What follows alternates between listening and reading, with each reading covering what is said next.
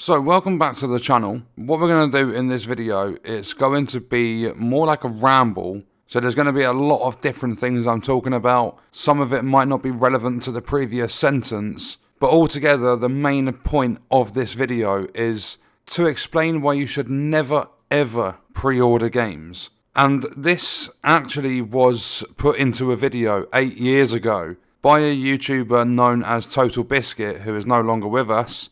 And he just points out exactly why you shouldn't pre-order these games, because the only thing companies do when it comes to pre-orders is build up this sort of incentive to encourage you to pre-order, otherwise you're going to miss out on this stuff. And just quickly before we go any further into the video, if you are not currently subbed to the channel, make sure you do sub, turn notifications on.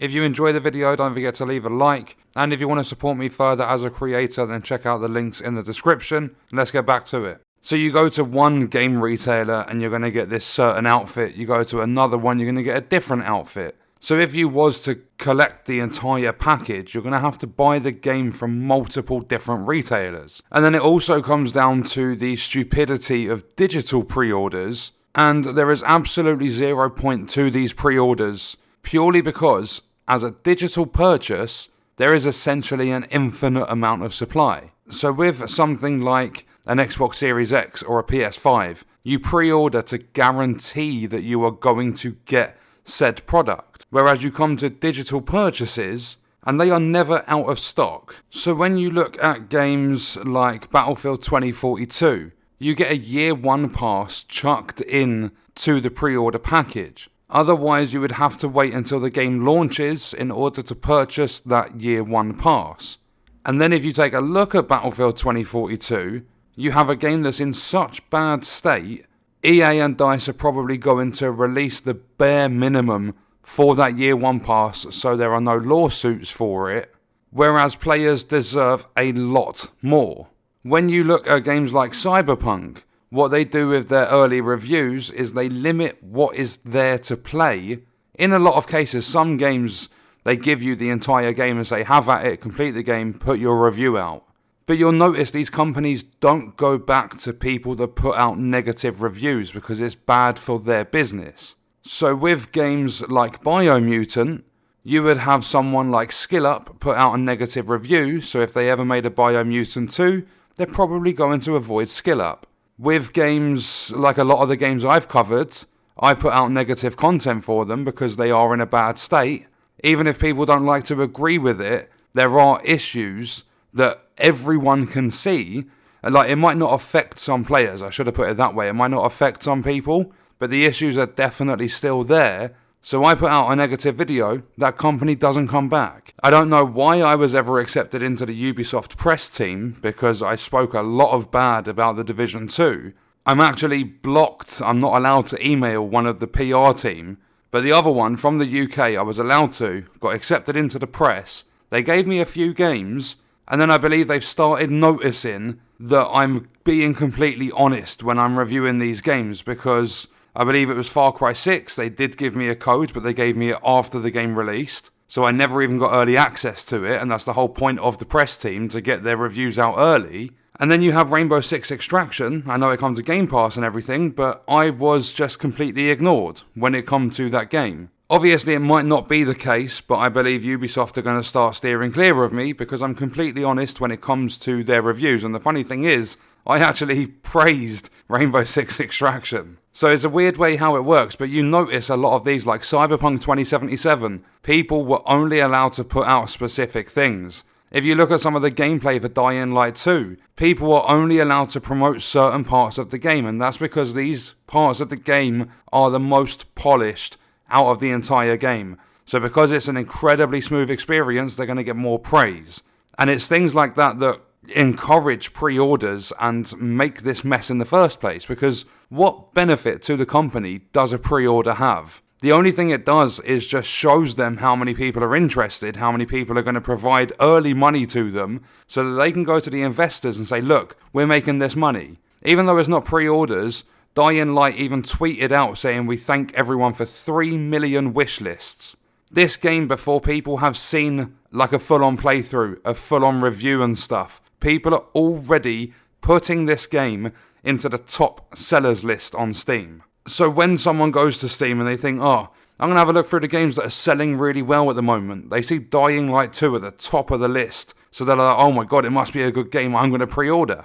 And then more pre-orders come in, the company gets happy, they show the investors are happy, there's more money for a marketing campaign and stuff. They put out all of these like cinematic trailers to build up hype. If you look at the Battlefield 2042 trailers, everyone was hyped. And I mean, I had someone comment fairly recently on a Battlefield video and said they went out and spent $3,000 on a PC just to be able to play Battlefield 2042. And look at the state of that game. In another case, Star Wars Jedi Fallen Order, you had pre-order, get yourself the orange lightsaber. And then people started complaining, I can't get my hands on this. So that entire incentive to pre-order, get exclusive access to this skin for your lightsaber went out the window because they went on to actually provide that orange lightsaber to anyone that had the game. So what was the point of the pre-order in the first place if they eventually unlocked it for everyone else? And this happens in so many games. What are you missing out on? You're just missing out on a skin or something like that. It's never anything that's worth actually being too bothered about. And you look at things like the Division 2, like with year 1 passes and stuff. I get comments, and a lot more recently, of the classified assignments that launched with year 1. They are broken for players still to this day, and we are almost 3 years after the game's release. So that's something they go, look, you pre-order the game, you pre-order this big edition which is going to cost you extra money, you get this pass chucked into the bundle, and you get extra exclusive content. Then when the game does come out, you've spent all that money, as soon as you load a game on the Xbox and I believe the PlayStation, your refund is out of the window. Some people can swerve it and give a bit of a detailed description as to why they think they deserve the refund, and sometimes the companies do allow them refunds and approve the request. But you look at things like the Division 2 and you see that the classified assignments are still to this day broken. You then also get games like Cyberpunk where they're over a year after their launch and they still don't have DLC because they've been so busy fixing bugs. And then you also get things like GTA, where they release the game across 3 different console generations, and they're still milking the money. They're still looking for the pre-orders. They delay the stuff to tell you these games are going to be better, and nothing happens. One of my personal friends, I don't actually speak to him too often, but he pre-ordered Dead Island 2, and Dead Island 2 is still not available to this day. But he pre-ordered it with the thinking of, this game's going to come out, I'm going to get to play the game, I'm excited. I think he waited like 6 years for his refund. Because it took the company, I believe it was Game, it took the company that long to realise this game ain't coming out. It was something crazy because Dead Island 2, if I quickly search this up, so it was probably less than 6 years, but an official cinematic trailer released for the game on the 15th of June 2014. So we're talking about 7 years ago, a little bit over 7 years ago. So maybe it was 2 or 3 years. He did finally get his refund because the company realised, oh, this game probably isn't coming out. But they built up the hype, they did their marketing, they got players attracted to it and paying attention because the trailer looked so good. Pre-orders went through, they got all that money, and then boom, the game never actually released.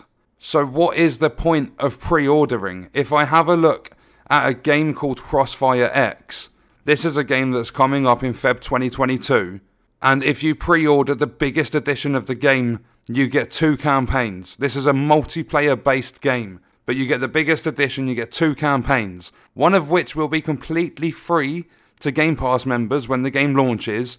You get a season pass, you get a gold skin for a Gatling gun, and you get the game itself, which is free. So you're paying, it's £25, currently reduced to £21, but we'll take the sale off. You're paying £25 for 2 campaigns, a season pass, and a gold skin. One of the campaigns, which will cost the most money out of that pre-order, is coming free to Xbox Game Pass members. And there are millions and millions of members, so what is the point of that pre-order? All of it is done to show investors, to build up the hype and the marketing and stuff, because you look at Battlefield 2042 as one of the best examples I can give. Players were out there, oh yeah, look, I get 7 days early access to this game and I get this year 1 pass, I get all this cool stuff for $120. And then you look at the game and it's worse than the beta.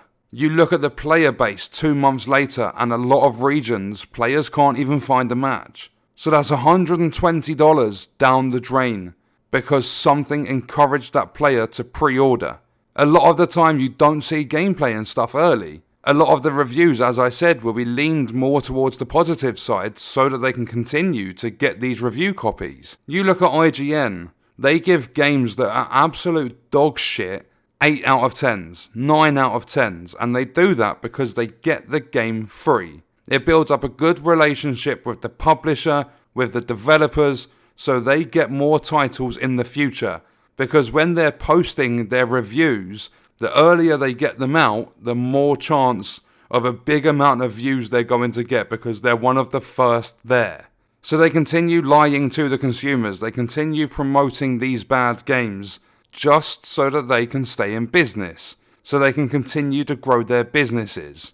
That's what a lot of them do, because you take a look at the BF 2042 review from, I think it was PC Games N or something, and the person reviewing it said, a lot of the time I can't play this game, there's no mouse input, it doesn't work properly, and it's one of the best games I've played out of the entire franchise, but that's only when it works, and it's rare to find a match that would actually work smoothly, yet they gave it a 7 out of 10. There were features that are fundamentally broken, there are core features of the game that are missing, but they still charged this money and people still paid because of their marketing. You get some really nasty, volatile incentives from pre-orders, and a lot of the time it is just skins. But what is the point of pre-ordering a game, especially digitally, when you are guaranteed to get access to that game on day one? The only bonus you get is a skin that's probably going to look quite stupid for one of your characters in the game. And furthermore, when it comes to an FPS, you can't see your fucking character. What is the point? So another very good example of this is Far Cry 6. When you purchase the game, or when you pre-ordered the game, the Standard Edition gives you the full game. The Gold Edition gives you the full game and the Season Pass. The Ultimate Edition gives you the Ultimate Pack as well. And then you have Collectors, which gives you a flamethrower replica, and you also get other collector's items. But you look at the Ultimate Edition, which for a Ubisoft title typically costs £100, and this Ultimate Pack is just 3 skin packs. That's all you're getting to pre-order. And because they chuck these little things in, players get excited. Oh my god, I'm getting this Croc Hunter pack. Oh my god, I'm getting this pack and that pack. I'm getting these skins. And they see it as bonus content. But a lot of the time, that content is just created within a short amount of time because it's easy to do.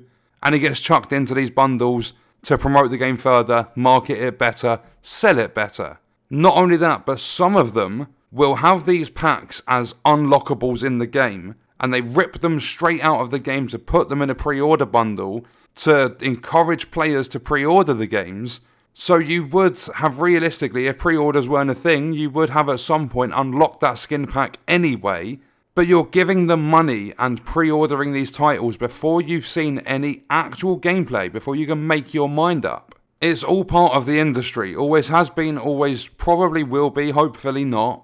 See, you look through YouTube, I'm going back to Dying Light 2, that's the one, I really want the game to be amazing, I do. I absolutely loved the first Dying Light, but just something is putting me off this game. And it's not even necessarily that the game's going to be bad, it's just my lack of trust in the AAA industry, because of how bad games have been. If you look at things like, I know it wasn't exactly AAA, but you look at Dungeons & Dragons Dark Alliance, and the AI were brain dead. You look at games like Outriders, and outside of Game Pass, it's a full AAA title. Yeah, it's amazing, they don't feature microtransactions and stuff. But the game's been out for 10 months, and the game hasn't received any DLC after they said if there's a good launch reception they will release it, and we're still waiting. They do have an expansion in the works, but we're still waiting almost a year later because they spent so much time bug fixing, because when the game came out people were losing their entire inventories. You then also had damage mitigation issues and the servers didn't work for 4 days after that game launched. So if you wasn't playing through Game Pass, you pre-ordered that title for £60 on the PlayStation or whatever, You're sitting there and you're trying to play through the game for 4 days after the game comes out, after you've already parted with your money. You still can't play the game because the servers aren't up and running properly. And as I said, looking through Dying Light 2, you're seeing videos like Carnage plays Dying Light 2 full side quest, early look from Techland. They have specified you're going to play this side quest. This is what you're going to show your viewers. This is the material you are going to use in order to encourage your viewers, your audience, your community to purchase this game from us. You also have Dying Light 2 37 minutes of 4K gameplay from Dan Allen Gaming. That's going to be from a specific part of the game in order to encourage people to purchase it. Because other than that, we've seen a few different live streams. They've showed us some very scripted gameplay. We haven't seen anything yet. So you're out there pre-ordering, spending like up to £70 or however much this game costs. You're out there spending that much money pre-ordering because they've managed to rope you in through all of their trailers and everything that these companies are built to do when you don't actually know anything about this game. You've just seen scripted bits of gameplay that people have been given early, and you're only going to see the positives of it because as a YouTuber, if you're sitting there and you're doing a review and you want this company to come back if they're paying you like big dollar, you're going to sit there and anything negative in your video, you're going to cut it. You're not going to keep it in because you want to keep these companies very, very happy. And I say all this stuff because I wouldn't do it.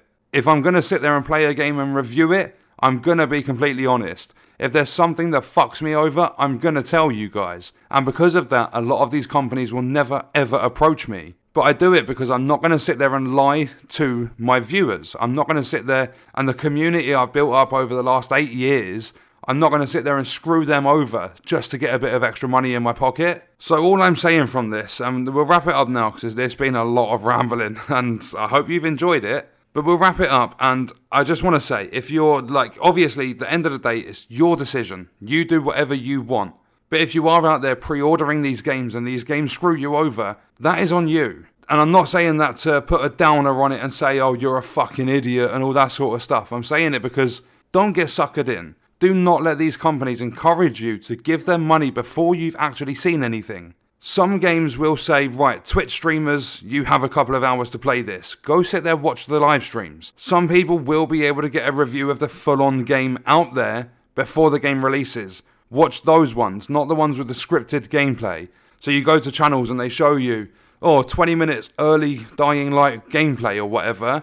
They're just going to show you a very specific part of the game that Techland have let them show. Even just sit there, be patient and wait for actual gameplay videos to be released when the game launches, then make your mind up. By pre-ordering and giving these companies money before you've actually seen the product properly and experienced it yourself is not good. And that goes for any pre-order, not just AAA, not just certain titles.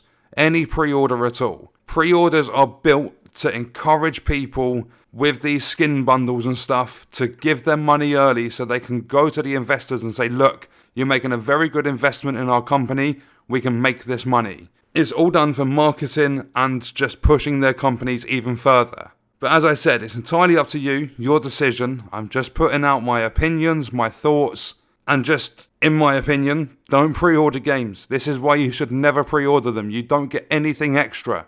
And yeah, some people might say, yeah, but I'm getting this skin pack. So fucking what? Your character's going to look different. Why are you going to put your money on the line and risk it, not knowing whether the game is going to play good or not? And even some of the reviews, just very quickly now before we do wrap this up, but some of the reviews sit there and they talk about the sound, the combat, the animations, all this sort of stuff, and that's great for a review, great for a video, but in my opinion, review the gameplay. You don't purchase a video game for the cutscenes, for the story. Like, if they're story-driven, obviously, but you don't purchase a game, this game's got fantastic audio. Oh, fuck it, there you go, £100, I want this game because the audio's great. You purchase a video game to sit down, be entertained, have fun, playing the game. The gameplay is the most important part of any bit of footage that goes out across the internet. Any form of review.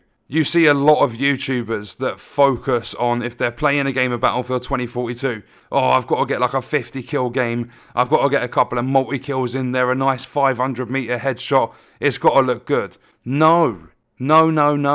I have so many people come to me and complain, oh, this ain't gameplay that I want to see. Oh, there's no wonder you don't like this game, you're shit at it. No, that's because I'm showing you the side of YouTube you're never going to see. I think it was Worth a Buy that actually mentioned this as well. When you see reviews and stuff and gameplay for racing simulator games, these people don't know how to do certain things in the game properly, so they cut it out. They just want to show you the best parts to encourage you to purchase the game. Whereas if you keep that gameplay consistent and don't make cuts, people can see who you are as a gamer, how good you are, how bad you are, what the game actually plays like. Because there are a lot of games, like racing games, where people don't know how to turn corners. And because of that, they'll cut it out because they're ashamed or embarrassed to show that gameplay. But it will be the corners that people need to pay attention to the most, because they'll be the most broken thing in the game. Or something like that. This pure example, I can't remember exactly what Worth a Buy said, but it was basically that people do cut stuff out and show you the best bits.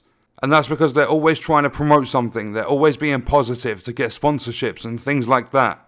Whereas a lot of my gameplay, if you check it out, I record a match and say that match takes 12 minutes, my video's only 8 minutes after I've edited it and cut it all down to make it more fluent, you will see from wherever I start the video, all the way up until the end of the match. You won't see a single cut. So if I get killed 5 times in a row, you're going to see it. Because when I'm reviewing games, when I'm showing gameplay, I show for who I am as a gamer, whether my skill level's really high or really low, and I show you every little bit of that game so you can make your mind up on whether you want to purchase it or not.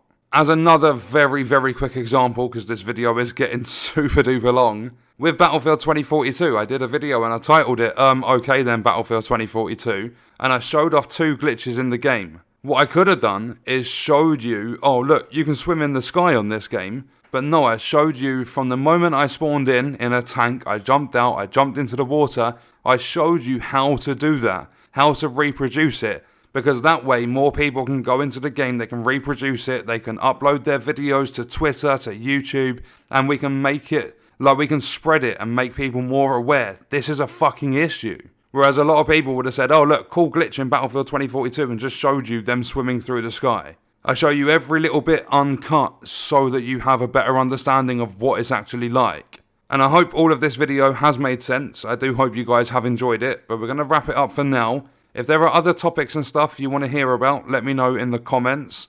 And in general, let me know your thoughts and stuff in the comments, and I'll see you in the next video. I hope you guys enjoyed it.